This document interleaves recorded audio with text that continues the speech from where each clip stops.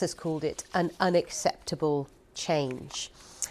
Well, with me in the studio is Mohamed Taha from BBC Arabic with the latest details. Good morning to you, Mohamed. I mean, this time yesterday we were sort of trying to digest what had happened in the early hours of the morning. What is the latest on the strikes and the death toll?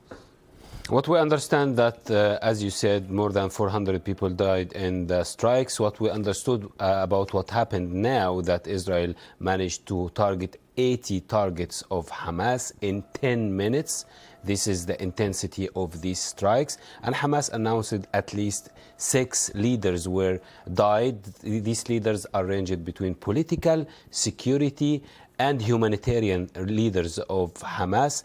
We do not know to what extent Israel would be able to achieve the targets of releasing hostages by air strikes. We didn't see any movement of the troops in the ground yet, and we didn't see much response from Hamas in terms of attacking Israeli forces or firing rockets into Israel.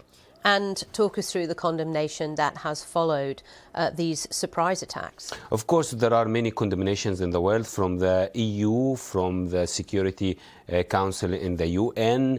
Also, inside Israel, there were lots of condemnations from the hostages' families, where they are saying that the Israeli Prime Minister Benjamin Netanyahu is trying to make his government intact and to pass the budget in the Knesset and to keep himself in power by doing this war. And we saw the return of the right-wing Minister Itamar Ben-Gvir to the government.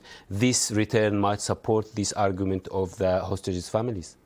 And in the meantime, what's the situation in Gaza like? We've mentioned that aid was stopped. Of course, there's still a lot of casualties following what happened in the early hours of Monday morning, or Tuesday morning, should I say.